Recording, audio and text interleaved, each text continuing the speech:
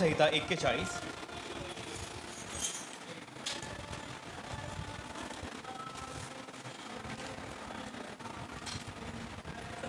674 पान क्रमांक 674 स्तोत्रसंहिता 41. जो दिनांची चिंता वाहतो तो धन्य, संकट समयी परमेश्वर त्याला मुक्त करेल. परमेश्वर त्याचे रक्षण करेल व त्याचा प्राण वाचवेल. भूतलावर तो सुखी होईल आणि तू त्याला त्याच्या वैऱ्यांच्या इच्छेवर सोडणार नाहीस. तो रोगाने अंथरुणास खिळला असता परमेश्वर त्याला सांभाळील. तो रोगी असता तू त्याचे अंथरुण बदलितोस. मी म्हणालो, हे परमेश्वरा, माझ्यावर कृपा कर, माझ्या जीवाला बरे कर. मी तुझ्या विरुद्ध पाप केले आहे. माझे वैरी माझ्याविषयी अभद्र बोलून म्हणतात की हा केव्हा मरेल आणि ह्याचे नावगाव केव्हा नाहीसे होईल. त्याच्यापैकी कोणी माझ्या समाचारास आला तर तो वरपांगी बोलतो. तो आपल्या मनात कुकल्पना साठवितो आणि बाहेर जाऊन त्या सांगतो. माझे सर्व द्वेष्टे मिळून माझ्या विरुद्ध कुजबुज करीतात आणि माझ्या अहिताच्या मसलती योजितात. त्याला असाध्य रोग जडला आहे, तो पडला आहे, तो आता उठणार नाही असे ते म्हणतात. जो माझा सखा, ज्याच्यावर माझा विश्वास होता, ज्याने माझे अन्न खाल्ले, त्यानेही माझ्यावर लात उगारली आहे. हे परमेश्वरा, माझ्यावर दया करून मला उठव, म्हणजे मी त्यांचा बदला घेईन. माझा वैरी माझ्या विरुद्ध जयोत्सव करीत नाही. ह्यावरून तू माझ्यावर प्रसन्न आहेस असे मी समजतो. मला तर तू माझ्या सात्विकपणात स्थिर राखतोस. मला तू आपल्या सन्मुख सर्व काळ ठेवतोस. शेवटलं वचन आपण सर्व मिळून वाचूया.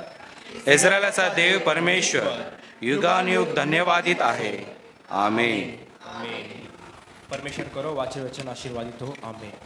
यावेळेस जुन्या करारामधून इयोब या ग्रंथातून 19वा अध्याय 1 ते 6 आपल्यासाठी मोरेज ब्रदर वाचतील. आपण जुन्या करारातून इयोब याचा ग्रंथ याचा 19वा अध्याय 1 ते 6 ही वचन आपण ऐकूया आणि त्याचप्रमाणे 21वा अध्याय आणि याचं 29वा वचन आपण ऐकूया. पान क्रमांक 627. मग इयोबाने प्रत्युत्तर केले, तुम्ही कोठवर माझ्या जीवास दुःख देणार,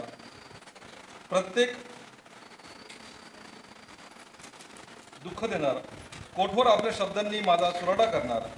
एवढ्याच 10 वेळा तुम्ही माझी अप्रतिष्ठा केली. तुम्ही मजसी निष्ठुरतेने वागता, याची तुम्हाला लाज कशी वाटत नाही. मी काही चूक केलीच असली तर ती माझी मला तुम्ही मजवर खरोखर तोरा मिरवणार आणि माझ्या पदरी अप्रतिष्ठा घालवणार. तर हे लक्षात ठेवा की देवानेच माझा विपरीत न्याय केला आहे. त्याने मजवर आपले जाळे टाकिले आहे. त्याचप्रमाणे 19व्या अध्यायामधलंच 19 ते 29. 21 ते 29. 21 ते 19. माझ्या मित्रांनो, मजवर दया करा, हो दया करा, कारण देवाचा हात मजवर पडला आहे. देव करीत आहे तसा तुम्ही माझा छळ का करीता. तुम्ही असोशीने माझे मांस का तोडिता. माझे शब्द लिहून काढिले, ते ग्रंथात लिहून ठेवले. लोखंडी कलमाने शिळेवर खोदून त्यात शिसे भरून ते कायमचे केले तर किती बरे होईल. मला तर ठाऊक आहे की माझा उद्धारक जिवंत आहे, तो अंती पृथ्वीवर उभा राहील.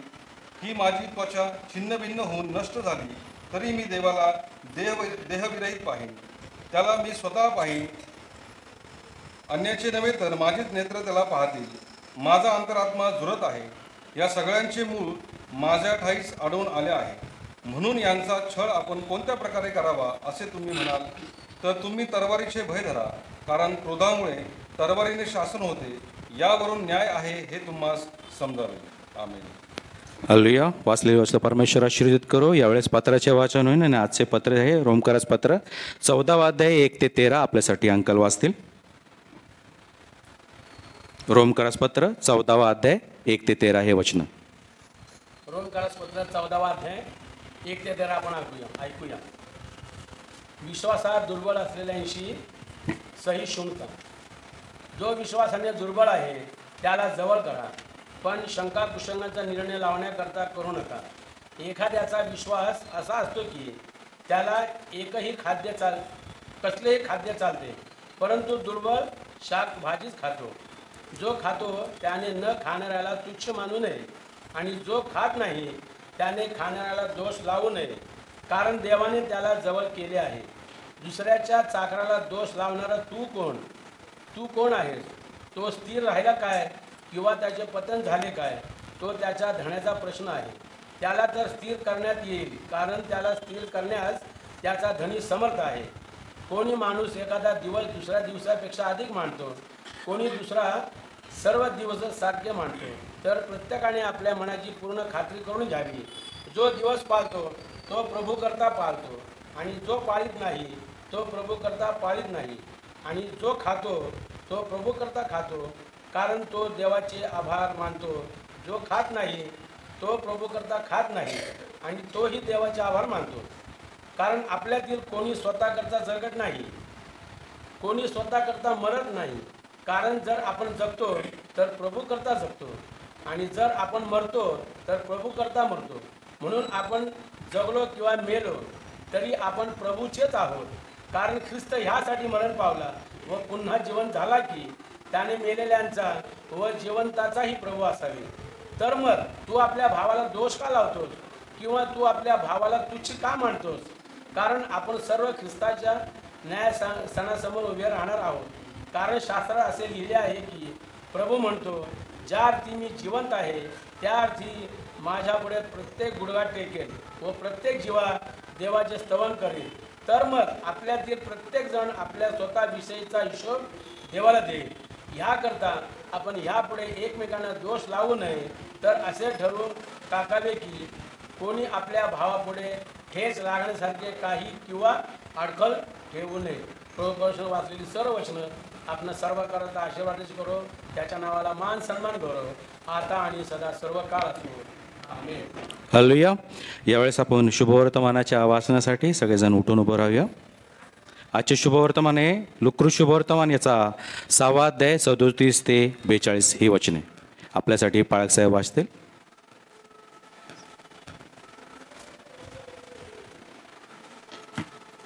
शुभवर्तमान. आजच्या दिवसाकरता नेमलेले शुभवर्तमान लूककृत शुभवर्तमान याचा 6वा अध्याय आहे, आणि याच्या 37व्या उभीपासून शुभवर्तमानास प्रारंभ होतो. ईश्वराला गौरव असो. आणि तुम्ही कोणाचा न्याय करू नका, म्हणजे तुमचा न्याय केला जाणार नाही. आणि कोणाला दोषी ठरवू नका, म्हणजे तुम्हाला कोणी दोषी ठरवणार नाही. तुम्ही सोडा, म्हणजे तुम्ही सोडले जाल. द्या, म्हणजे तुम्हाला दिले जाईल. चांगले माप दडपलेले व हलवलेले व शीग भरलेले असे ते तुमच्या पदरी घालतील. कारण ज्या मापाने तुम्ही माप घालता त्याच मापाने तुम्हाला परत माप घातले जाईल. आणि त्याने त्यांना दाखला सांगितला. आंधळा आंधळ्याला वाट दाखवीत नेऊ शकेल काय? ते दोघेही खाचेत पडतील की नाही? शिष्य आपल्या गुरुपेक्षा थोर नाही, तर प्रत्येक शिष्य पूर्ण झाल्यावर आपल्या गुरुसारखा होईल. आणि तू आपल्या डोळ्यातली तुळई ध्यानात न आणता आपल्या भावाच्या डोळ्यातले कसपट का पाहतोस? अथवा तू आपल्या डोळ्यातील तुळई न पाहता आपल्या भावाला कसे म्हणशील की भाऊ तुझ्या डोळ्यातले कसपट मला काढून टाकू दे? अरे ढोंग्या, पहिल्याने तू आपल्या डोळ्यातील तुळई काढून टाक, म्हणजे तुझ्या भावाच्या डोळ्यातले कसपट तुला काढून टाकायला तुला स्पष्ट दिसेल. हे ख्रिस्ताचे शुभवर्तमान आहे. हे ख्रिस्ता तुझी स्तुती असो.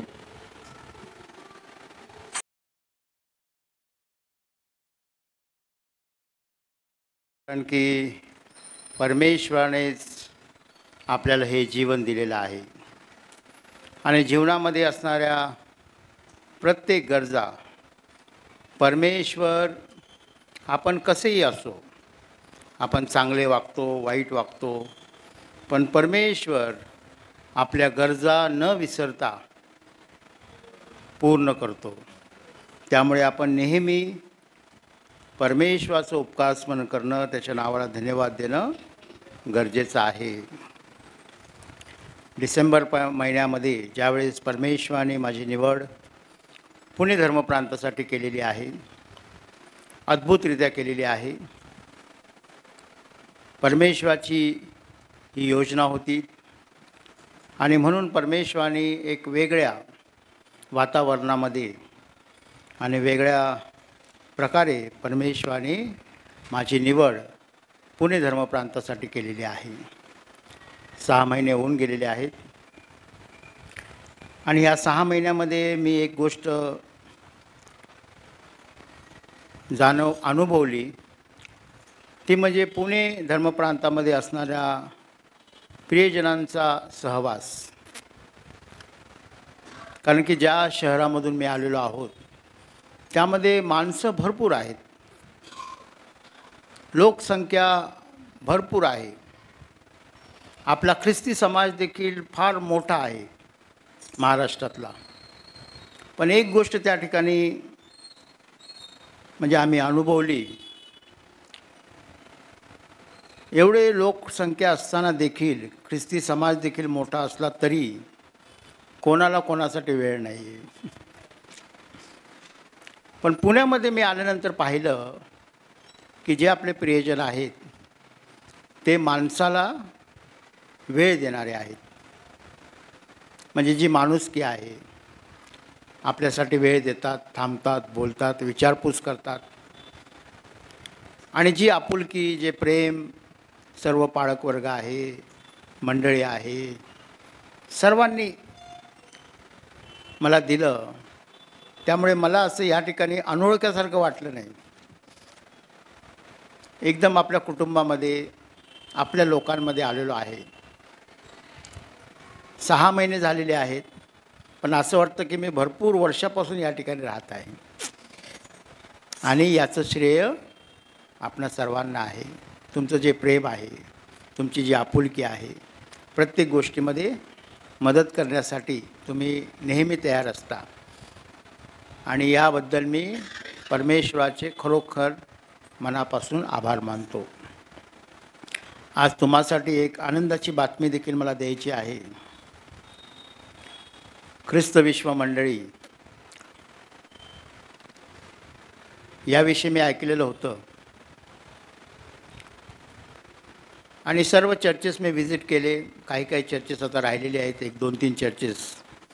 त्यापैकी एक ख्रिस्त विश्व मंडळी.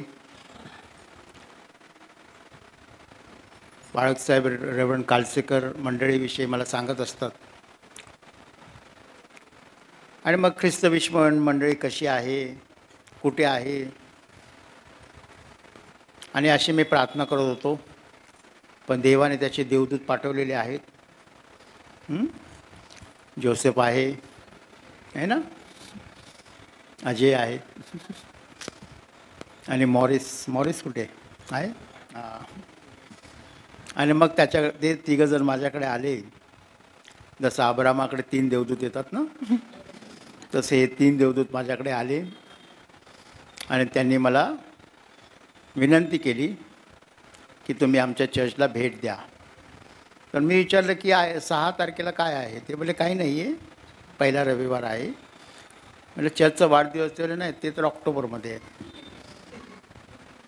कारण जनरली आपण पाहतो की चर्चमध्ये आमंत्रण देतात तर काहीतरी चर्चचा वाढदिवस आहे, दृढीकरण आहे ना, किंवा नवीन चर्च जर बांधणी असेल, पुनर्बांधणी असेल तर ते आमंत्रण देतात. पण एक वेगळेपणा मला या आमंत्रणामध्ये दिसला, एक आपुलकी दिसली आणि एक उत्कंठा, म्हणजे की इगरनेस, की आपल्या धर्मप्रांताचे बिशप आहेत, मुख्य मेंढपाळ आहेत, त्यांनी आपल्या चर्चला भेट द्यावी, ही जी त्यांची मनापासून जी इच्छा होती ती त्यांच्या बोलण्यातून मला जाणवली. आणि मला फार आनंद वाटला. ज्यावेळेस आम्ही आतमधून आलो तर हर्षलला मी म्हणत होतो की अरे अतिशय चांगलं हे परिसर आहे, सर्व गोष्टी हाताशी आहेत. कारण आता कॅम्पमध्ये मी राहतो तिथे काहीच दिसत नाही आजूबाजूला, दुकान नाही, हॉटेल नाही, काहीच नाही आहे. इथे तर सर्व काही आहे. आणि मग या ठिकाणी आल्यानंतर सर्वांनी माझं अतिशय आनंदाने स्वागत केलं. हां प्रथम हा म्हणत होता हर्षल जिजाजी जिजाजी. मला कोण आहे बाबा जिजाजी? मग अजय सर होते, मग जोसेफ आणि पाळक साहेब. आणि मला खूप आनंद वाटला. आणि मग मी म्हणालो की आज आपण एक चांगली बातमी मंडळीला द्यायची आहे, कारण एवढ्या दिवसापासून मंडळीचे फार हाल होत होते. रेव्हरंड कालसेकर जे आहेत त्यांना ऑल सेंट चर्च दिलेलं आहे, या चर्चचे पाळक साहेब होते. आणि त्यांना मी विचारलं की तुम्हाला कोणतं चर्च पाहिजे, म्हणजे ख्रिस्त विश्व मंडळी का ऑल सेन्स? तर ते म्हणाले मला ऑल सेन्समध्येच ठेवा. मग आता आपल्यासमोर प्रश्न आला की आता या ठिकाणी एक पाळक द्यावं लागेल ना. तर मी प्रार्थना करत होतो, अनेक लोकांची नावं समोर आली आणि मग प्रार्थनापूर्वक एक विचार एक्झिक्युटिव्ह कमिटीच्या समोर ठेवला आणि एक्झिक्युटिव्ह कमिटीने देखील तो मान्य केला. आणि आपल्यामध्ये अतिशय गुणी, हुशार, समंजस, मॅच्युरिटी फार इम्पॉर्टंट आहे. आणि अशा प्रकारचे एक देवाचे सेवक आपल्याला लाभलेले आहेत, रेव्हरंड समीर गायकवाड.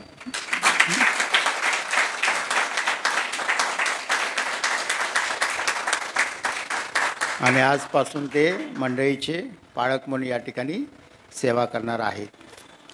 समीर गायकवाड म्हणजे धर्मप्रांताचे प्रतिनिधी आहेत. बिशपांनी त्यांना नेमलेलं आहे. याचा अर्थ हा आहे की पाळक यांच्या रूपामध्ये संपूर्ण धर्मप्रांत, बिशप व ऑफिस बेरर्स त्यांच्याबरोबर मंडळीबरोबर आहेत.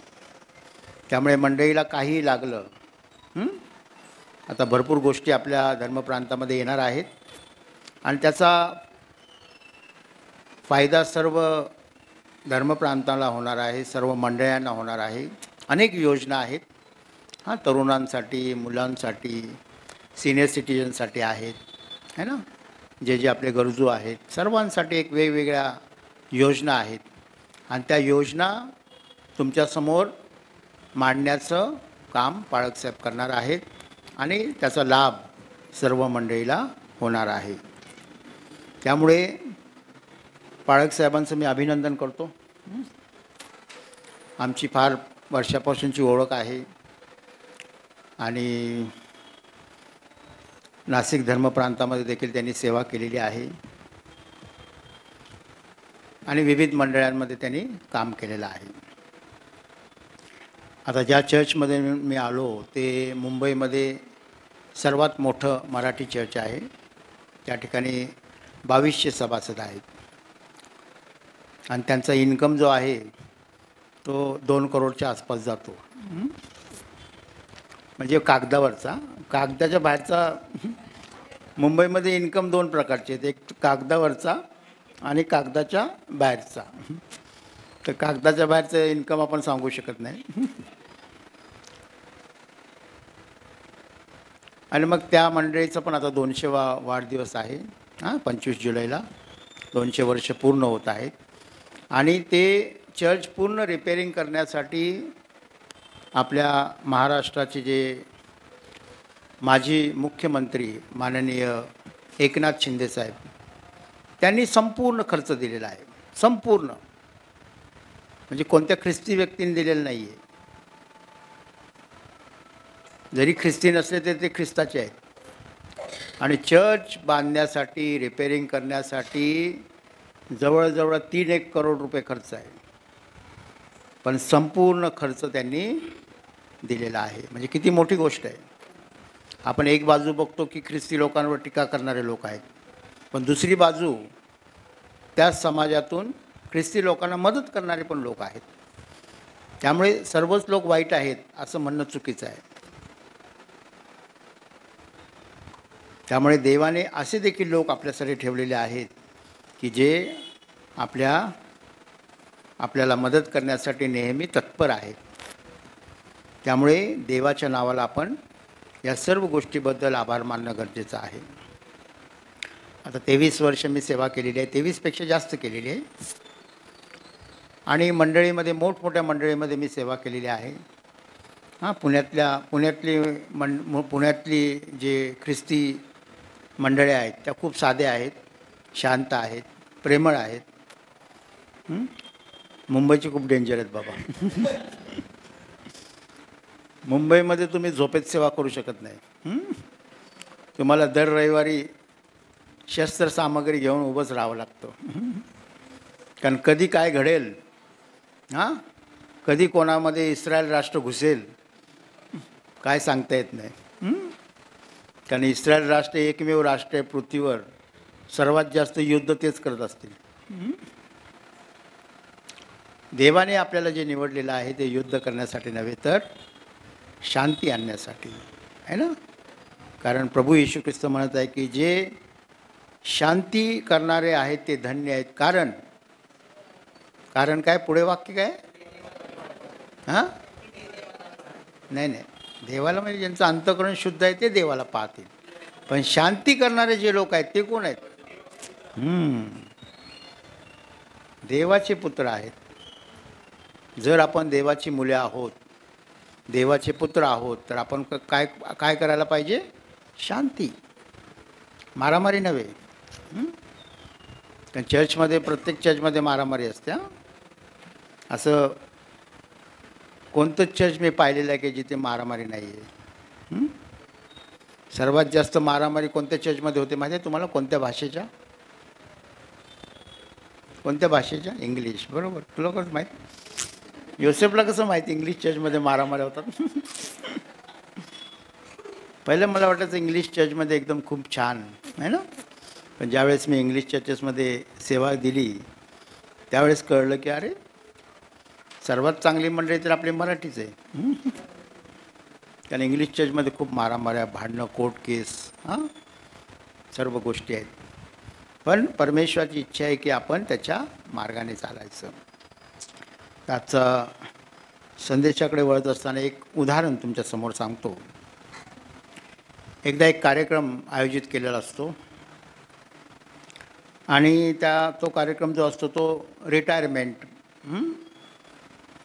फेलिसिटेशन असतं. आणि मग एक मालक आहे ते आपल्या ड्रायव्हरचं फेलिसिटेशन करत असतात. मोठा मालक असतो, कंपनीचा मालक असतो, श्रीमंत व्यक्ती असतो. आणि मग तो ड्रायव्हरला पुढे बोलवतो आणि त्या ड्रायव्हरचं आभार मानतो आणि त्याला चांगलं बक्षीस देतो, मोठं बक्षीस देतो. आणि त्याला सांगतो की शाब्बास, तू अतिशय चांगली सेवा केलेली आहे. फक्त मला एक गोष्ट तुझ्याकडून जाणून घ्यायची आहे की तू एवढा वर्ष सेवा केलीस, ड्रायव्हर म्हणून तू सुंदर रीतीने गाडी चालवली आणि एवढ्या वर्षात सेवेमध्ये कधीही गाडीचं ॲक्सिडेंट नाही झालं, कधीही मला कोणत्या कामामध्ये अडथळा निर्माण झाला नाही. तर हे कसं? तू काय करतो? तर मग त्यांनी सांगितलं की मालक, तुमच्या परवानगीने मी सर्वांना सांगू इच्छितो की एवढ्या वर्ष मी गाडी चालवली आणि गाडी चालवत असताना एक गोष्ट मी अतिशय गांभीर्यपणे पाळली, ती म्हणजे जे नियम आहेत, ड्रायव्हिंग रूल्स, जे नियम आहेत ते मी प्रामाणिकपणे पाळले. कधीही सिग्नल तोडला नाही, कधीही स्पीड लिमिट क्रॉस केली नाही, कधीही मुद्दामून कोणाला तर ओव्हरटेक करायचं म्हणून ओव्हरटेक केलं नाही. गाडी चालवण्यापूर्वी मी गाडी व्यवस्थित परिस्थिती म्हणजे स्थितीमध्ये आहे का, कंडिशनमध्ये आहे का, त्याची मी तपासणी केली. पेट्रोल बरोबर आहे का चेक केलं, टायरमध्ये हवा आहे का, ते सर्व काही मी चेक केलं. म्हणजे काटेकोरपणे सर्व नियम जे आहेत ते नियम मी पाळले आणि त्यामुळे अपघाताची वेळ माझ्या जीवनामध्ये कधीच आली नाही. किंवा एवढ्या वर्षामध्ये नियम पाळल्यामध्ये कोणत्याच प्रकारचं फाईन देखील आपण भरलेलं नाही, दंड भरला नाही, आणि गाडी देखील चांगल्या प्रकारे राहिली. सर्व लोकांनी टाळ्या वाजवल्या, त्याचं कौतुक केलं, आणि त्याला सर्वांनी मिळून एक सुंदर गिफ्ट देखील दिलं. सांगण्याचा उद्देश हा आहे प्रियजन हो, आपल्याला जर प्रभूचा चांगला शिष्य व्हायचा असेल, आपल्याला एक चांगलं ख्रिस्ती व्यक्ती व्हायचं असेल, तर परमेश्वराने एक सुंदर देणगी आपल्याला दिलेली आहे, ते म्हणजे पवित्र शास्त्र. बायबल देवाने दिलेलं आपल्याला एक वरदान आहे, आणि बायबलमध्ये प्रभू येशू ख्रिस्ताने आपल्याला खूप चांगल्या गोष्टी शिकवलेल्या आहेत. आणि बायबलमध्ये जे काही आज्ञा आहेत, जे नियम आहेत, जो मार्ग प्रभू येशू ख्रिस्ताने आपल्याला दाखवलेला आहे, आणि प्रामाणिकपणे जर प्रभूच्या शिकवणीप्रमाणे आपण चाललो, प्रामाणिकपणे प्रभूने जो मार्ग आपल्याला दाखवलेला आहे त्या मार्गाने आपण चाललो, तर आपल्या जीवनामध्ये कधीही कोणताही वाईट प्रसंग येणार नाही.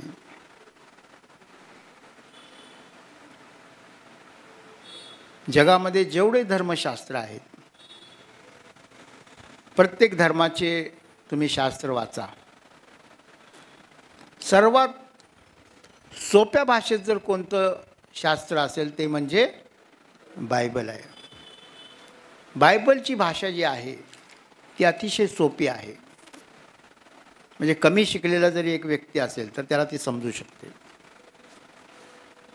आणि बायबल एकमेव पुस्तक आहे की ज्याचं भाषांतर अधिकाधिक भाषेत झालेलं आहे.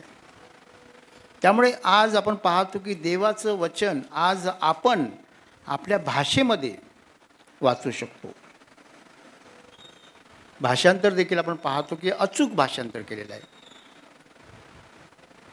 म्हणजे हे जे पवित्र शास्त्र देवाने आपल्याला दिलेलं आहे, ते पवित्र शास्त्र आपण नियमितपणे वाचणं, त्या वचनावर प्रार्थनापूर्वक मनन करणं आणि देवाच्या भयामध्ये राहून आपण ते आपल्या जीवनामध्ये पाळणं, हे जास्त महत्त्वाचं आहे. आपण सर्वजण बायबल वाचतो, आपणच नाही वाचत, जे ख्रिस्ती नाहीत ते पण वाचतात.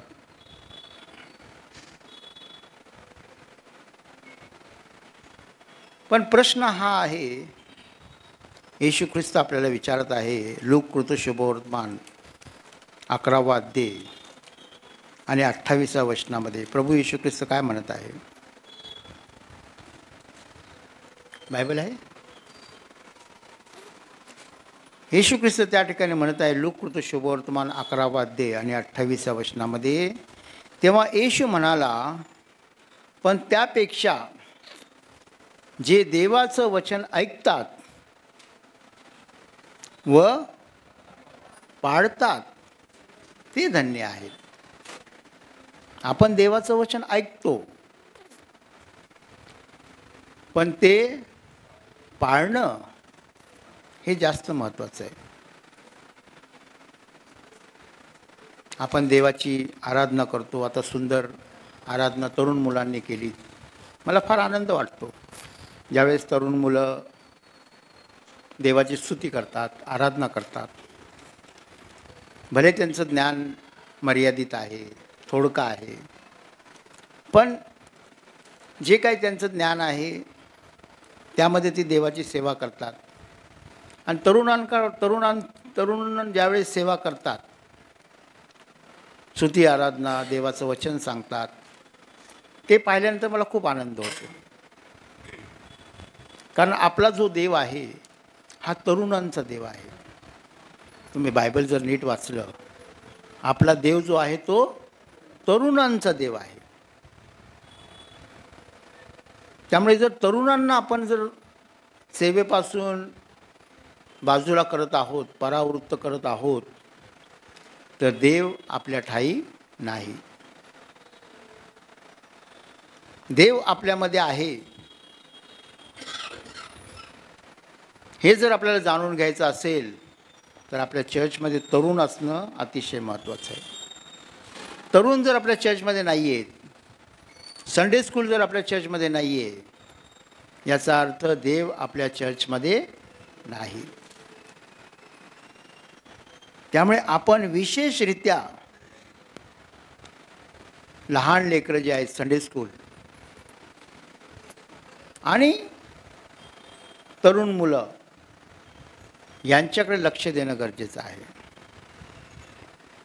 आणि ज्यावेळेस मंडळीमधला तरुण सक्रिय आहे आध्यात्मिकदृष्ट्या, त्या अर्थी देवाचा भरपूर आशीर्वाद आपल्या चर्चवर आहे.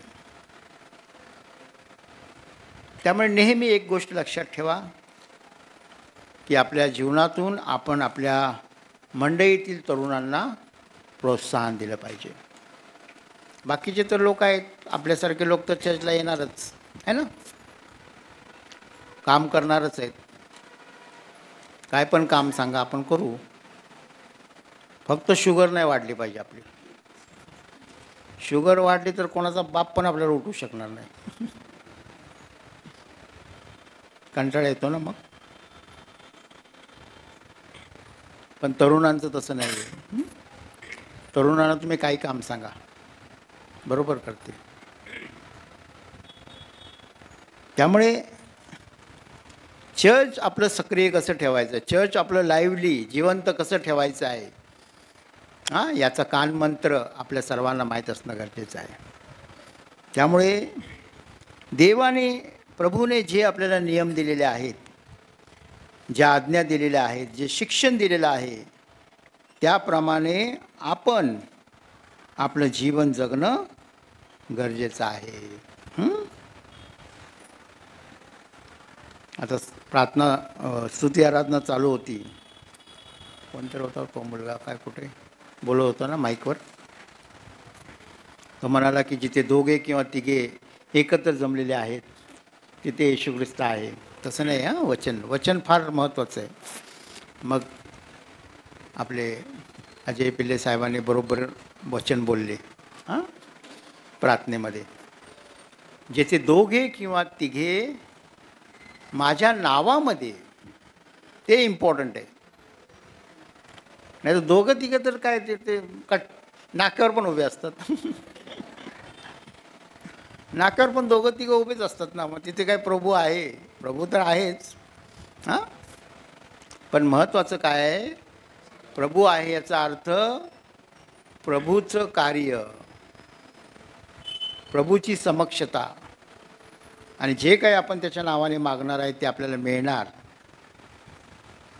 जर आपण त्याच्या नावामध्ये एकत्र आलेलो आहोत. हे इम्पॉर्टंट आहे. आज आपण सर्वजण प्रभू येशू ख्रिस्ताच्या नावामध्ये एकत्र आलेलो आहोत. म्हणजे हे जी युनिटी आहे ती युनिटी जास्त महत्त्वाची आहे.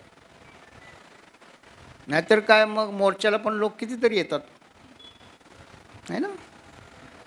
आता मागेच मी एक ऑनलाईन प्रेयरवर सांगत होतो की आता निषेध आंदोलन, निषेध मोर्चा चालू आहे ना. तर मी बोललो निषेध मोर्चामध्ये कोण सहभागी होऊ शकतं, जे आपल्या पाळकसाहेबांबरोबर चांगलं वागतात ते. नाही ते इथं दर रविवार आपण पाळकाचा सैराट करतो, भांडून हे करून त्यांचा अपमान करून. मग त्यांना त्या प्रोटेस्ट रॅलीमध्ये सहभागी होण्याचा काही अधिकार नाही. तुम्ही आपल्या पाळकांबरोबर कसे राहता, आपल्या पाळकांबद्दल तुम्हाला आदर आहे का, मगच त्या निषेध आंदोलनामध्ये आपण सहभागी होऊ शकतो. आता ज्या पाळकासाठी आपण चाललेलो आहोत त्याला कुठे आपण ओळखतो, सांगलीमधला कोण पाळक आहे, तो कसा वागला, तो काय बोलला, आपल्याला माहिती आहे का. आणि त्याला सपोर्ट करण्यासाठी आपण चाललेलो आहोत.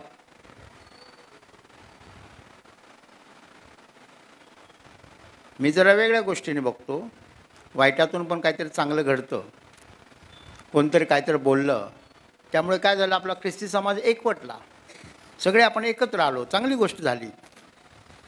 डिनॉमिनेशन हे ते बाजूला ठेवून आपण सर्वजण काय झालो, एकत्र आलो, चांगली गोष्ट घडली. म्हणजे वाईटातून पण काहीतरी चांगलं घडते. पण हे जे ऐक्य आहे हे आपलं शेवटपर्यंत टिकणं हे गरजेचं आहे.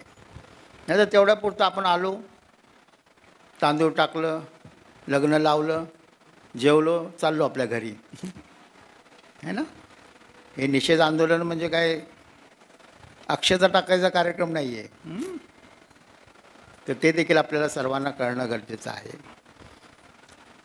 पण आज जे वचन आहे त्याकडे आपण वळत असताना एक गोष्ट आपण लक्षात ठेवायची की प्रभूने जे काही आपल्याला शिकवलेलं आहे ते नियमितपणे प्रामाणिकपणे जर आपण पाळत आहोत तर आपल्या जीवनामध्ये आपल्याला काहीही म्हटलेलं आहे, काहीही कमी पडणार नाही. कारण की येशू ख्रिस्त आपल्याला काय वचन देतो, त्याचं अभिवचन काय आहे? योहान 15:7 तुम्ही माझ्यामध्ये राहिला आणि माझी वचने तुम्हामध्ये राहिली तर जे काही काय म्हटलेलं आहे, जे काही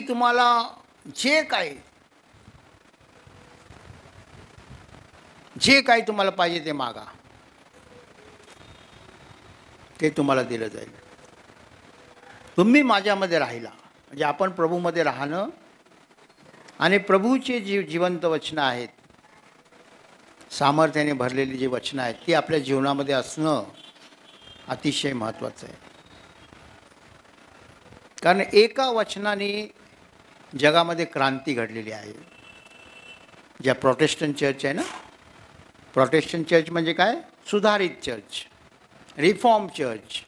जे रिफॉर्मेशन झालं, धर्मसुधारणा झाली, धर्मसुधारणा जी झालेली आहे ती एका वचनाने झालेली आहे. एका वचनाने किती मोठी चळवळ झाली. 60% जास्त लोक चर्चमधून बाहेर पडलेले आहेत कारण चुकीची शिकवण चर्चमध्ये देत होते. जे धर्मपुढारी आहेत ते चुकीचे वागत होते आणि एका वचनाने पूर्ण ख्रिस्ती समाजामध्ये मोठी चळवळ सुधारणा झालेली आहे. प्रोटेस्टंट नाव आपण आजपर्यंत का ठेवलेलं आहे? कारण प्रोटेस्टंट नावामध्ये काय, त्यावेळेस केलेला जो प्रोटेस्ट आहे त्याची आठवण आपल्याला होते. त्यावेळेस जी चळवळ झाली, त्यावेळेस जी धर्मसुधारणा झाली ती आपल्या लक्षात कायम राहावे म्हणून प्रोटेस्टंट हे नाव आपण कायम ठेवलेलं आहे. पण प्रोटेस्टंट चर्चेस म्हणजे सुधारित चर्च, रिफॉर्म चर्चेस.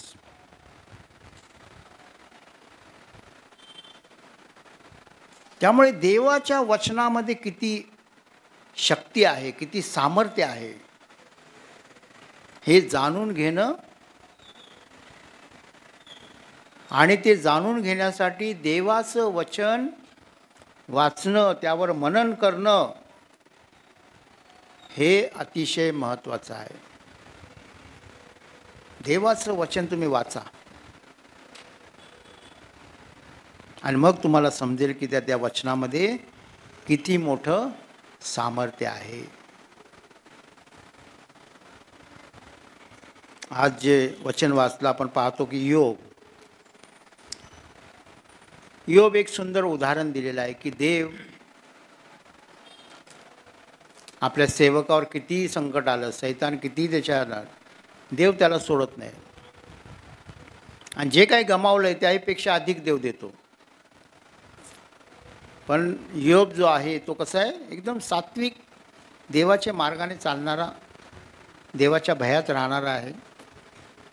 त्याच्यावर किती संकट आले, त्याची पत्नी देखील त्याला सोडून गेली, पत्नीने देखील त्याग केला, पत्नीने देखील त्याला कितीतरी बोलले, त्याचे मित्र बोलले, पण तो काय म्हणत आहे की परमेश्वराने दिले, परमेश्वराने नेले, धन्य परमेश्वराचे नाम. त्यामुळे इयोबाचं उदाहरण आपल्या समोर आहे. रोमकरास पत्रामध्ये देखील आपण पाहतो की बायबलमध्ये काय लिहिलेलं आहे. आपण बाहेर जातो, कोणी जर आपल्याला प्रसाद दिला तर आपण घेत नाही ना प्रसाद. पण बायबल तसं शिकवतं का? आजचं जे दुसरं पत्र वाचतं त्यामध्ये काय म्हटलेलं आहे की कोणताही पदार्थ निषिद्ध नाही. बायबलमध्ये काय लिहिले? कोणताही पदार्थ निषिद्ध नाही आहे. त्यामुळे प्रसाद खाल्ला काय नाही खाल्ला काय फरक नाही पडत आपल्याला, कारण आपण जिवंत देवाचे लोक आहेत. छोट्याशा गोष्टीमुळे देवाबरोबरचं नातं किंवा आपण भ्रष्ट होऊ शकतो का? नाही. पेत्राला भूक लागली त्यावेळी आकाशातून पात्र आलं, त्यामध्ये काय होतं? सगळं निषिद्ध पदार्थ होते, सरपटणारे प्राणी असे तसे. आणि मग तो म्हणाला हे तर सर्व निषिद्ध आहे. पण परमेश्वराची वाणी काय झाली? जे मी शुद्ध केलेलं आहे ते तू अशुद्ध का मानतो? मारून खा. काय म्हटलेलं आहे? मारून खा. देवाने आपल्याला सांगितलेलं मारून खायचं आहे आपल्याला. म्हणून मी सांगतो आपला धर्म जो आहे तो मांसाहारी धर्म आहे. म्हणजे मला शाकाहार आवडतो. कारण येशू ख्रिस्त पुनरुत्थित झाला, त्याने काय खाल्लं? मासे खाल्ले ना. पुनरुत्थित प्रभूने पहिलं जे अन्न कोणतं खाल्ले? मासा आहे ना. पण इकडे जरा मासे कमी आहेत आणि खूप महाग आहेत.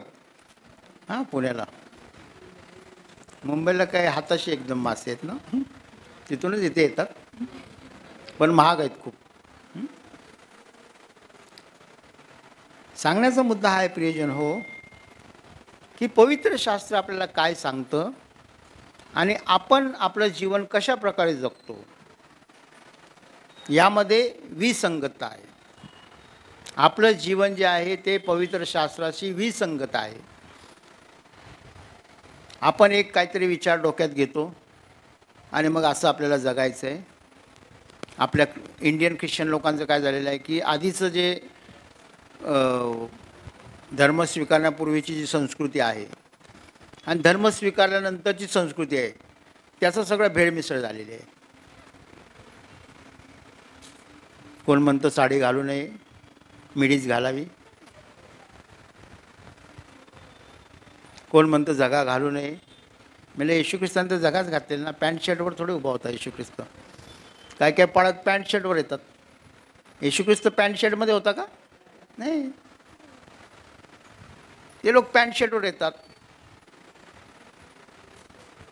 काय तर म्हणतात की आता ते अँग्लिकन आहे. आता मेंढपाळाची काठी तर बायबलमध्ये आहे ना, अहरोनाची काठी, मोशेची काठी आहे ना. मेंढपाळाची काठी बायबलमध्ये आहे. तर काय अँग्लिकन आहे काय? नाही ना, बिब्लिकल आहे. जगा बिब्लिकल आहे. आता हा तरी हा कोप साधा आहे, पण नियमशास्त्रामध्ये आपण पाहतो एफोद. हां, एफोद कसं आहे दिले ना, पूर्ण वर्णन कसं पाहिजे ते तर आपल्याला परवडणार नाही. चर्चमधील आम्हाला पाळकच नको. एवढा खर्च बाबा नको बाबा. पण मी जेव्हापासून पाळक झालेलो आहे आजपर्यंत, तुम्हाला एक गोष्ट सांगायची आहे, पाळक झाल्यापासून आजपर्यंत कधीच माझा झगा मी लॉन्ड्रीमध्ये दिलेला नाही. माझा झगा मी स्वतः धुतो, स्वतः इस्त्री करतो. इस्त्री पण मी स्वतःच करतो आजपर्यंत. म्हणजे ज्या ज्या चर्चमध्ये मी सेवा केली आहे लॉन्ड्रीचा खर्च 0 आहे. फक्त एकच खर्च जरा जास्त आहे चर्चमध्ये, बाकीचे सगळे खर्च जवळजवळ काहीच नाही आहेत. एकच खर्च मंडळीला होतो, तो म्हणजे माझ्या चहाचा. चहा पाहिजे ना, म्हणजे दुसरं काय मागत नाही, फक्त चहाच. काय काय लोक दुसरं पण मागतात. पण एक गोष्ट आहे की आपण आपलं जीवन जे आहे ते प्रभूने जो मार्ग दाखवलेला आहे, प्रभूने जी शिकवण दिलेली आहे त्याच्याशी सुसंगत असणं गरजेचं आहे. कारण आपण कोण आहोत? परमेश्वराने जे आपल्याला घडवलेलं आहे ते कसं, त्याचं प्रतिरूप. किंवा आपल्या करिंथकरातमध्ये वाचलं 2 करिंथ 3:18 आपण पाहतो की आपण ख्रिस्ताचं काय आहे, प्रतिबिंब आहोत, प्रतिबिंब. किंवा आपण पाहतो की गलातीयकरास पत्र 3 अध्याय 27 आहे का बघा, किती 26 3:26 का 27, गलाती 3:26-27 त्याच्यामध्ये सर्व ख्रिस्त येशूवरील विश्वासाच्या द्वारे देवाचे पुत्र आहात. नाही 3 गलाती 3 आहे 3:26.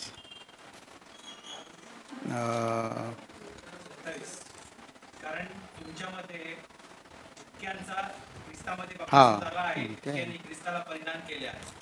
तेच बरं, माझं चुकलं कसं, जोसेफचं चुकलं आहे.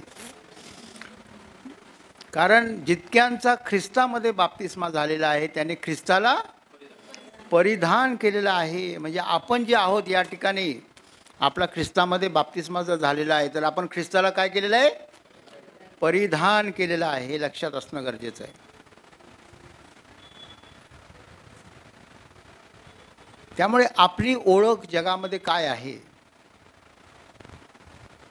याकडे आपण विशेष लक्ष देणं गरजेचं आहे. आज आपण आपल्या पद्धतीने जगतो, आपल्याला आवडत्या त्या गोष्टी करतो, आपलं जीवन आहे, मी ठरवणार आणि असंच मीच माझ्या जीवनाचा शिल्पकार आहे ना, असे काय काय डायलॉग आपण मारतो. पण आपल्या जीवनाचा शिल्पकार कोण आहे, प्रभू येशू ख्रिस्त आहे. आणि प्रभू येशू ख्रिस्ताने जे दिलेलं जीवन आहे ते जीवन आपण जगणं याकडे विशेष लक्ष देणं गरजेचं आहे. आपण काय करतो की आपण आपलं जीवन ठरवत आहोत, तसं नाही आहे. येशू ख्रिस्त काय म्हणत आहे,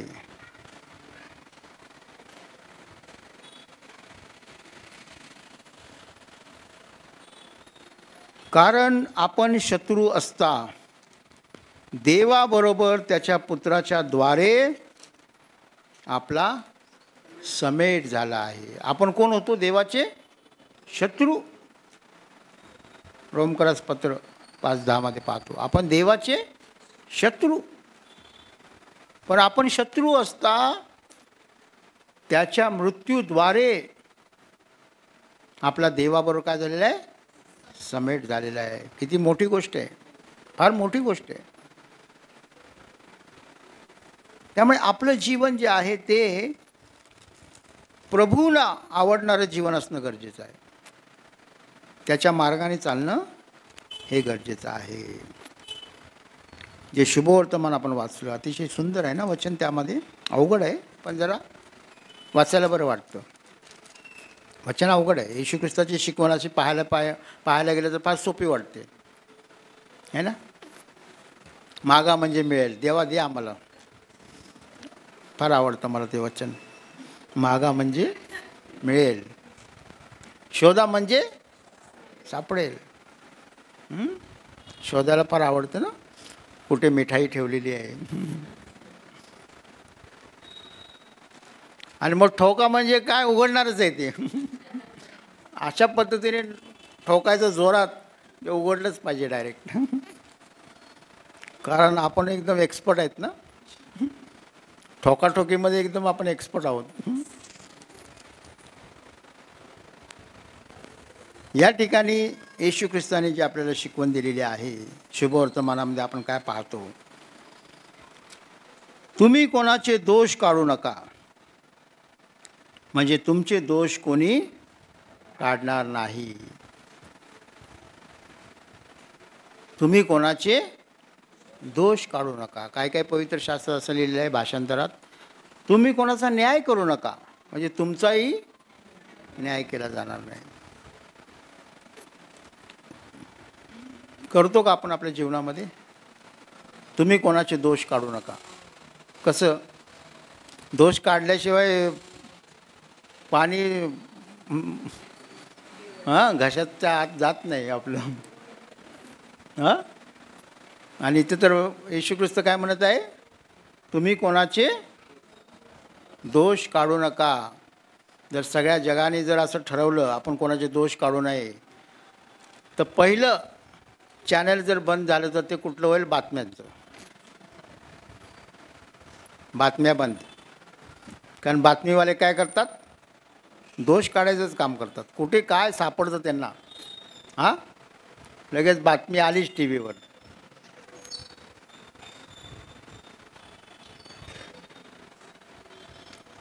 दुसरं जर काय बंद होईल तर ते मंत्रिमंडळ, संसद बंद होऊन जाईल. कारण एक पार्टी दुसऱ्या पार्टीचे दोषच काढत असतात. त्यांना असं वाटतं की आम्हीच, हां, आणि आधी सगळं काय झालं ते सगळं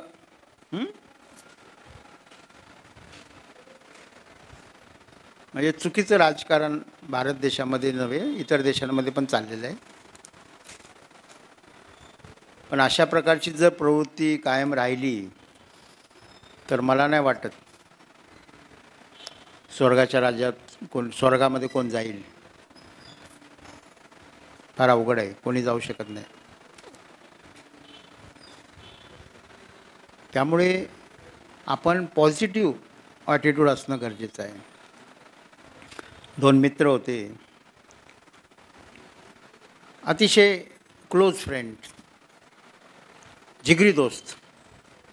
जे काय त्यांच्या जीवनात घडायचं ते शेअर करायचे, प्रत्येक गोष्ट शेअर करायची. आणि मग एक मित्र बाजारात जातो आणि तो पाहतो, एक वेगळी गोष्ट पाहतो. एक कुत्रा जो असतो तो पाण्यावरून चालत असतो. त्याला खूप वेगळं वाटतं. तो जातो, लगेच विकत घेतो, त्या कुत्र्याला विकत घेतो. आणि मग तो नदीच्या काठी जातो, आपल्या मित्राला बोलवतो, तू आत्ताच्या आत्ता ये, तुला मला एक वेगळी गोष्ट दाखवायची, एक आश्चर्य दाखवायचं आहे तुला, जे तू कधीच पाहिलं नसशील. तो ठीक आहे, तो धावत धावत येतो, काय आश्चर्य आहे. आणि तो म्हणतो हे बघ. मग त्या कुत्र्याला तो सांगतो जा म्हणून. मग कुत्रा पाण्यावरून चालत चालत जातो, पाण्यावरून चालत चालत परत येतो. आणि मग हा म्हणतो बघितलंस किती मोठं आश्चर्य आहे, किती मोठी गोष्ट आहे. तर दुसरा मित्र म्हणतो यात काय मोठं आहे, कुत्रा पाण्यावरून चालतोय, त्याला पोहता कुठे येतं.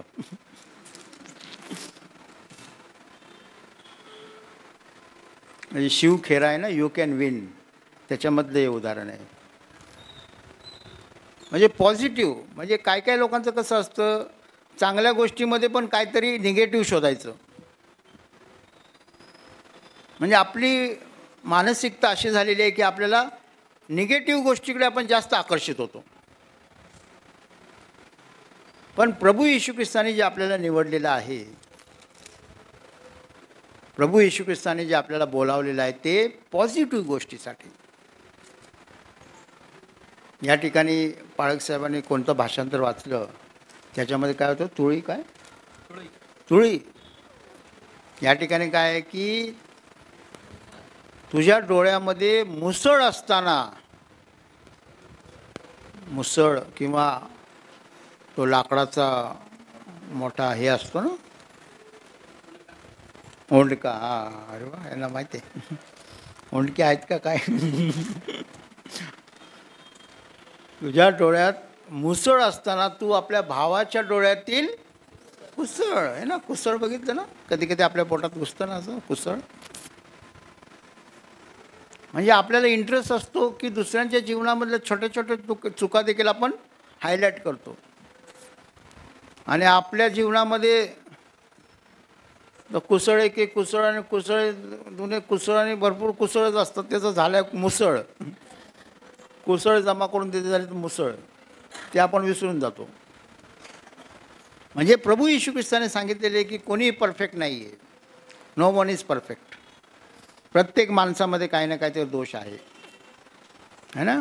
रोमकरास 3 अध्याय 11-12 त्याच्यामध्ये काय म्हटलेलं आहे की परमेश्वराने पृथ्वीवर अवलोकन केले, कोणी नीतिमान आहे का, एकही नाही. काय म्हटलेलं आहे, एकही नाही. एकही नाही म्हणजे आपण पण नाही त्याच्यात, असा अर्थ झाला. सर्व लोक बहकलेले आहेत. काय म्हटलेलं आहे, सर्व लोक बहकलेले आहेत, बायबल सांगतं. आणि मग सर्व जर बहकलेले आहेत, सर्वांमध्ये जर प्रॉब्लेम आहेत, मग आपण दुसऱ्यांच्या प्रॉब्लेममध्ये काय बघतो? लोकांना फार वाईट सवय असते लोकांना. कोण नवरा बायकोमध्ये काय प्रॉब्लेम झाले प्रार्थना करतात, ज्यांना देवाने जोडले त्यांना कोणी तोडू नये. आणि मग ज्या दिवशी ही घोषणा होते तेव्हापासून वराडातले सगळे लोक लग्न तोडायच्याच मागे लागतात. कसं यांचं लग्न तुटते आता, काय बातमी आपल्याला मिळते? देवाने आपल्याला त्यांच्यासाठी प्रार्थना करायला. लग्न कसंही होऊ शकतं आहे ना. लग्न आपण काय करतो की आई वडील ठरवतात तसं लग्न होतं. कधी कधी प्रेम होऊन लग्न होतं, कधी कधी अचानक पाणी पिण्यापूर्वी मला वचन दे लग्न कर, तसं पण लग्न होतं. रबने बना दी जोडी आहे ना. पिक्चर बघतात का नाही? नाही ना. मी तर बघतो. मी खरं बोलतो, मला काय म्हणजे गैर वाटत नाही त्याच्यामध्ये. लग्न कोणत्याही प्रकारे होऊ शकतं, कारण परमेश्वराने जिथे नेमलेलं आहे, जे निवडलेलं आहे तिथे लग्न होणार. त्यामुळे कुठलं लग्न कसं झालं, काय झालं, कुठे झालं, या चर्चमध्ये झालं का त्या चर्चमध्ये, मुलगी या चर्चचे, मुलगा त्या चर्चचा आहे, आपल्यासाठी चर्चेचा विषय. पण ते प्रभूच्या दृष्टीने कसं आहे? अयोग्य आहे, चुकीचं आहे. अशी चर्चा आपण कधीही करायची नाही. उलट आपण त्यांच्यासाठी प्रार्थना करणं हे आपलं कर्तव्य आहे. त्यामुळे प्रभू येशू ख्रिस्त आपल्याला सांगत आहे की कोणाचे दोष काढू नका, कारण दोष काढण्याचा अधिकार प्रभूने आपल्याला दिलेला नाही आहे. तर तुमचे पण दोष काढण्यात येईल. प्रभूने आपल्याला काय सांगितलं? क्षमा करा म्हणजे तुमची क्षमा होईल. तीच प्रार्थना पण दर वेळेस करतो ना. जसं मी माझ्या अपराध्यांची क्षमा करतो, जसे मी माझ्या ऋण्यास ऋण सोडले आहे, तसेच तू माझ्या अपराधांची क्षमा कर. म्हणजे जे आपले अपराध आहेत त्यांना आपल्याला क्षमा करावं, मग आपल्या अपराधांची क्षमा होणार. या ठिकाणी प्रभू येशू ख्रिस्त तेच सांगत आहे, क्षमा करा म्हणजे तुमची देखील क्षमा होईल. फार अवघड आहे. दोष काढणं सोपं आहे, पण क्षमा करणं फार अवघड असतं. जर हे वचन जर आपण पाळलं तर जगातले बहुतेक प्रॉब्लेम सॉल्व होतील. हे वचन जर आपण पाळलं क्षमा करण्याचं. कधी कधी आपण जास्त बोलतो, त्याच्यामुळे पण आपले संबंध तुटतात. त्यामुळे बायबल आपल्याला शिकवतं तुमचं बोलणं कसं पाहिजे? अल्प पाहिजे. तुमचं उत्तर कसं पाहिजे? हो किंवा नाही. उगाच अति बोलायचं नाही आहे ना. जपानमध्ये पण म्हण आहे ना, speech is silver and silence is golden.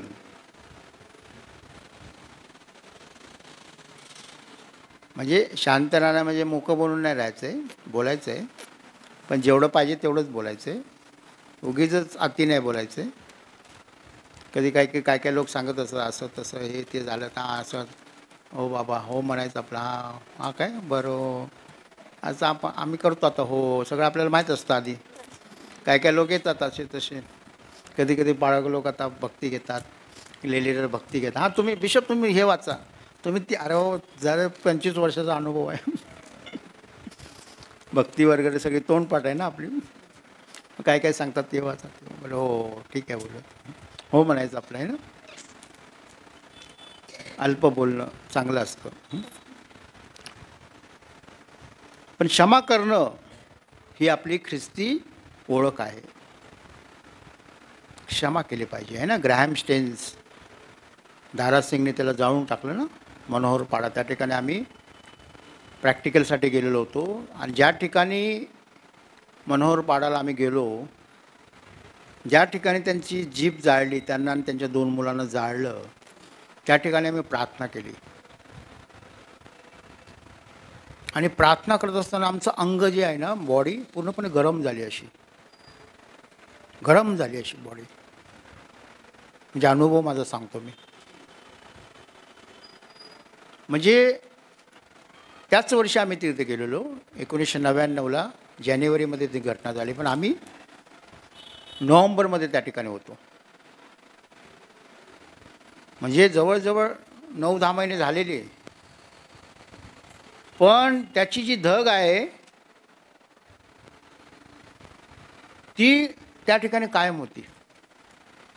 ज्यावेळेस आम्ही प्रार्थना करत होतो शरीर पूर्णपणे गरम झालं, कारण देवाच्या सेवकावर तिथे त्याचा वध झालेला आहे, त्याला मारलेलं आहे.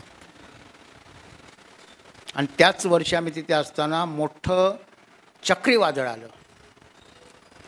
आम्ही 4थ्या माळ्यावर होतो, पाणी 2ऱ्या माळ्यापर्यंत आलेलो होतो. आम्ही घाबरवलो पूर्णपणे. दामोदर नदी आहे ना, ती पूर्णपणे भरलेली होती. आणि ते एका गावामध्ये पाणी सोडलं, ते गावचे गाव वाहून गेलं. किती मोठं सायक्लोन त्याच वर्षी आलं. कसं आहे, देवाचा न्याय हा वेगळा असतो. पण आपण त्यांची पत्नी जी आहे ग्लॅडसला विचारलं की तुम्ही दारासिंगचं काय करायचं, काय शिक्षा द्यायची. ती काय म्हणाली,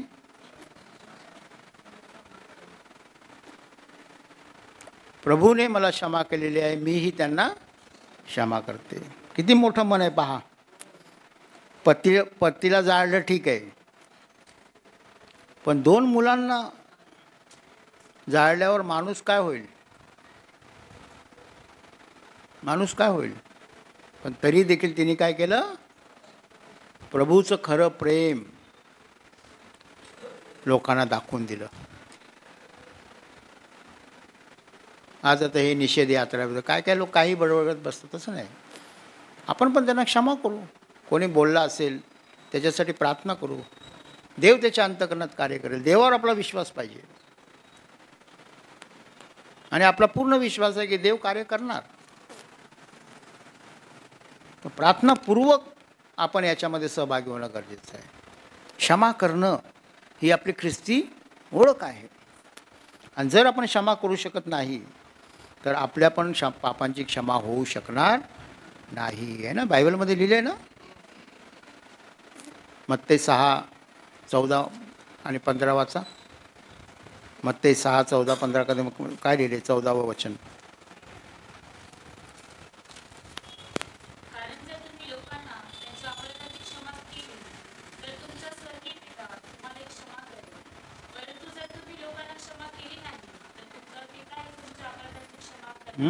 जर तुम्ही लोकांना क्षमा केली नाही तर तुमचा पिताही तुमच्या अपराधांची क्षमा करणार नाही. फार महत्त्वाची गोष्ट आहे.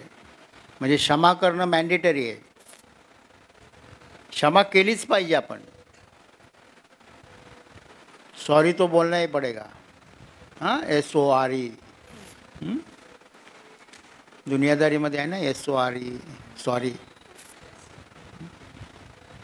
तसली सॉरी नाही, खरी सॉरी करायची आपल्याला. हां, एकमेकांना जर आपण क्षमा केली नाही तर आपल्या पण अपराधांची क्षमा होणार नाही.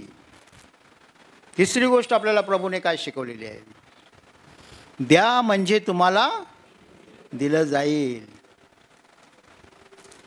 आणि घ्या म्हणजे आहे ते पण तुमचं निघून जाईल, असं पण आहे. द्या म्हणजे दिलं जाणार आणि घ्या म्हणजे आहे ते पण. ख्रिस्ती विश्वास हा एकमेव विश्वास आहे, त्याच्यामध्ये जादू आहे. ख्रिस्ती विश्वासामध्ये जादू आहे. आपण दिलं की आपल्याकडे भरपूर येतं, आणि जर आपण दिलं नाही तर मग काय नाही येत. म्हणजे हात राखून जर पेरणी केली तर कापणी कशी होणार, हात राखूनच होणार. उधार असते पेरणी केली तर, म्हणजे दिल्याने आपलं संपत्ती जे काय आपल्याकडे ते वाढतं. ख्रिस्ती धर्माची ती एक मॅजिक आहे. म्हणून येशू ख्रिस्ताने आपल्याला शिकवलं की द्या म्हणजे तुम्हाला दिलं जाईल. द्या. येशू ख्रिस्ताने आपल्याला देण्यासाठी शिकवलेलं आहे. कारण घेण्यापेक्षा देणे यात ते ॲडजेक्टिव्ह फार महत्त्वाचं आहे ना, विशेषण. घेण्यापेक्षा देणे यात जास्त धन्यता आहे. काय म्हटलेलं आहे? धन्यता नव्हे, जास्त धन्यता आहे. नुसतीच धन्यता नाही तर जास्त धन्यता आहे. प्रभूने आपल्याला शिकवलेलं ना, घेण्यापेक्षा देणे आहे ना. प्रेषितांची कृत्य 20:35 म्हटले ना, घेण्यापेक्षा देणे. पण आपण पाळतो का ते? आता मी चर्चेस फिरलो, त्यामध्ये मी एक गोष्ट म्हणजे माझ्या निरीक्षणामध्ये आली की देवाचे जे लोक आहेत, मंडळी जी आहे ती देण्यामध्ये चांगली आहे. त्यांचा काय प्रॉब्लेम नाही, दान चांगलं येतं. आता कालच आम्ही 2 दिवसापूर्वी एका ठिकाणी गेलो, तिथं 2 लाख दान आलं, जवळजवळ 2 लाख रुपये. कदाचित जास्त पण असेल 2 लाखापेक्षा, आहे ना. आम्ही पाहिलं.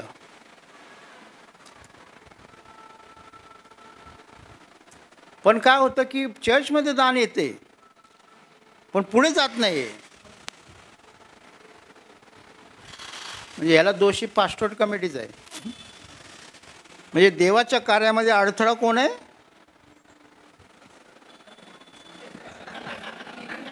चर्च कार्यकारिणी. देवाच्या सेवेमध्ये अडखळण त्यांच्यासाठी शिक्षा येशू ख्रिस्ताने ठरवलेली आहे. पास्टोरेट कमिटीसाठी शिक्षा दिलेली आहे येशू ख्रिस्ताने. जे देवाच्या कार्यात अडखळण करतील त्यांच्या जात्यामध्ये, त्यांच्या गळ्यात काय बांधायचं आहे? जात्याची तळी. आणि त्यांना द्यायचं ढकलून. आता समुद्र शोधावं लागेल तुम्हाला. मुंबईवाल्यांसाठी सोपं आहे.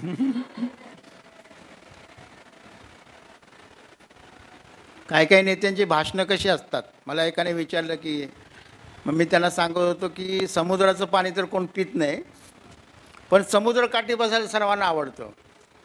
तसं काही नेत्यांची भाषणं आहेत, मत तर कोण त्यांना देत नाहीत, नुसतीच भाषणं ऐकतात.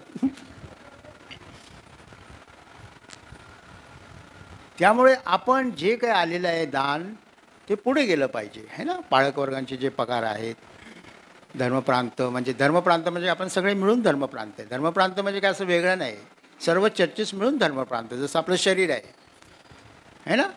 सगळे अवयव मिळून शरीर बनतं, तसं धर्मप्रांत म्हणजे शरीर आहे. त्यामुळे जे काही उत्पन्न असतं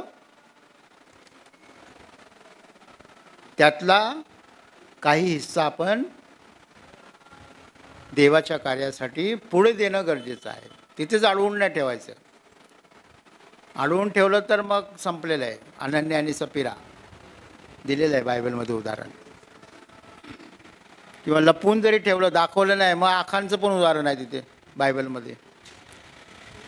म्हणजे सगळी उदाहरणं आहेत, प्रत्येक गोष्टीला बायबलमध्ये उदाहरण आहेच. त्यामुळे येशू ख्रिस्ताने जे आपल्याला शिकवले ते आपल्या जीवनातून पाळणं करणं. द्या म्हणजे तुम्हाला दिलं जाईल.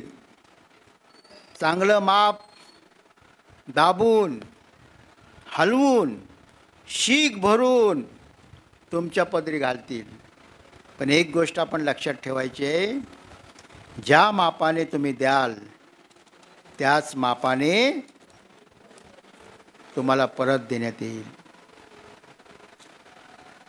आता मी नेहमी, आता आपण नवीन योजना सुरू केली, नवीन असेसमेंट पद्धत सुरू केलेली आहे. मी सांगितलं 10 रुपये प्रत्येक सभासदांनी एका रविवारी फक्त 10 रुपये जरी दिले, कमीत कमी 10 रुपये.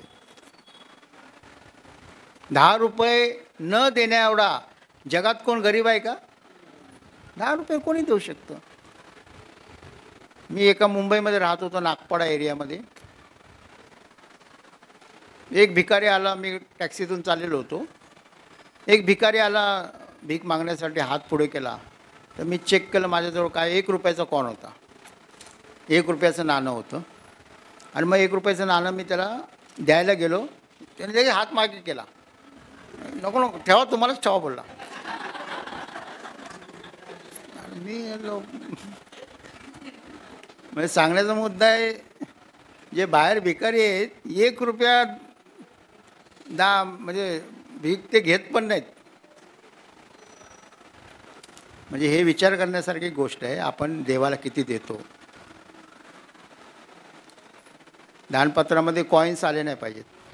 संडे स्कूलचं दान सोडू ना, संडे स्कूल आणि यूथ ते कमवणारे नाही आहेत. संडे स्कूल आणि यूथ त्यांना सर्व गोष्टीमध्ये देव क्षमा करतो. त्यांचं दान वेगळं आहे, त्यांचे कॉईन्स चालतील. पण आपण मोठे जे आहोत ते काढून ठेवायचं. प्रथम फळ आहे ना, प्रथम फळ आपल्याला काढून ठेवायचं. शेवटचं फळ नव्हे, प्रथम फळ. ते बायबलची शिकवण आहे. त्यामुळे आपण कसं केलं, 10 रुपये एका सभासदाने 10 रुपये जरी दिले, 60 दिवस आहेत है ना, 52 तर रविवार आहेत.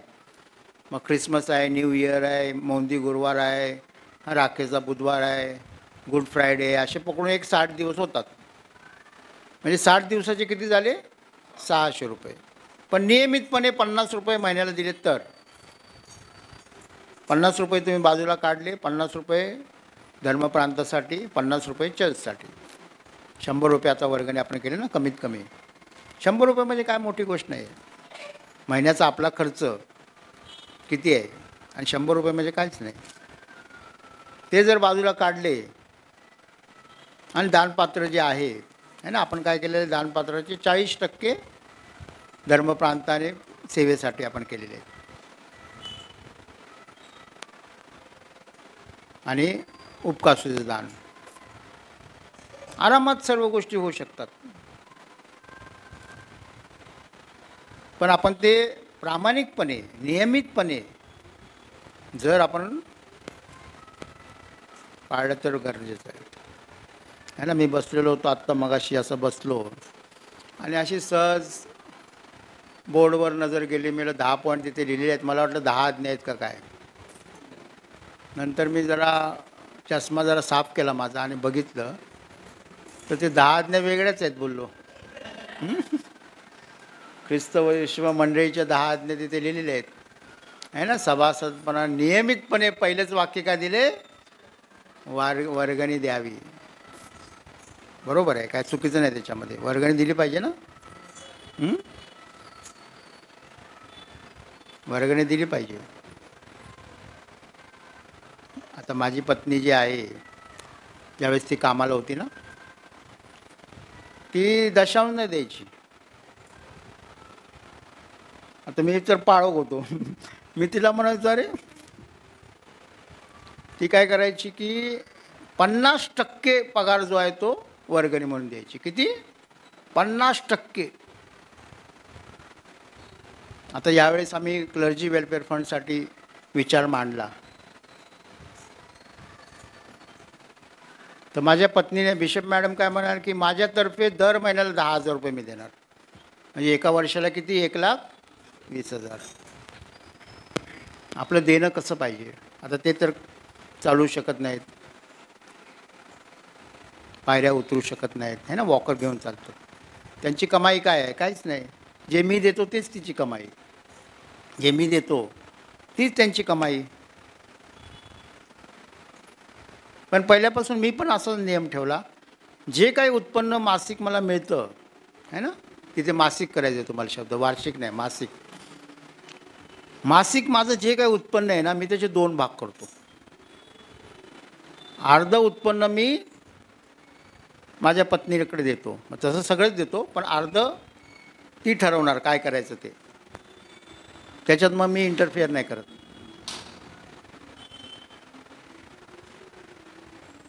आणि तसं त्याच्यातलं ती चांगल्या कार्यासाठी. बघा, असे मेंबर्स जर आपल्याला मिळाले तर काय कमी आहे का, काय कमी नाही. धर्मप्रांतामध्ये लोक, मी प्रार्थना करतो, लोक स्वतःहून चालत येतात. आता मी चमत्कार बघितले, स्वतःहून. एक व्यक्ती आहे, तो डिफेन्समध्ये, आर्मीमध्ये, तो स्वतःहून आला, 1,00,000 रुपये दिले. काल एक व्यक्ती म्हणाला की मी दर महिन्याला 1 लाख देणार, 12 लाख रुपये झाले. म्हणजे आपला देव जो आहे तो आकाश कपाटे उघडून आशीर्वाद देणार देव आहे. म्हणून यावर्षी आपली जी थीम आहे ती काय आहे? With God all things are possible. परमेश्वर जर आपल्याबरोबर आहे तर सर्व काही शक्य आहे. आपण सर्वजण एकत्र जर आलो, म्हणजे 5,000 लोक जरी एकत्र आले तरी आपण वंडर करू शकतो. काय मोठी गोष्ट नाही. 10 रुपये फक्त. किती? 10 रुपये. काय मोठी गोष्ट आहे का 10 रुपये? नाही आहे. द्या म्हणजे तुम्हाला दिलं जाईल, कारण ज्या मापाने आपण देणार त्याच मापाने आपल्याला पुन्हा मिळणार आहे. त्यामुळे प्रभू येशू ख्रिस्ताने जी शिकवण आपल्याला दिलेली आहे ती शिकवण जर आपण प्रामाणिकपणे आपल्या जीवनामध्ये पाळली तर आपल्या जीवनामध्ये आपल्याला काहीही कमी पडणार नाही. तर यावेळेस आपण देवाच्या नावाला खरोखर मनापासून धन्यवाद देऊ, कारण की त्याचे उपकार आपल्या जीवनामध्ये भरपूर आहे. त्याची उतराई आपण कधीही करू शकत नाही. त्यामुळे आपल्या जीवनाद्वारे त्याची सेवा करू आणि त्याचं गौरव करू. आपण प्रार्थना करूया. देव बापा, तुझे मनापासून आभार मानतो, कारण तुझ्या वचनातून तुझा मार्ग तू आम्हाला दाखवला. त्या मार्गाने आम्ही चालावं, जेणेकरून आमचा शेवट सार्वकालिक जीवनामध्ये होईल. दिलेल्या या सुंदर शिकवणीबद्दल आम्ही प्रभू येशू ख्रिस्ता तुझे आभार मानतो.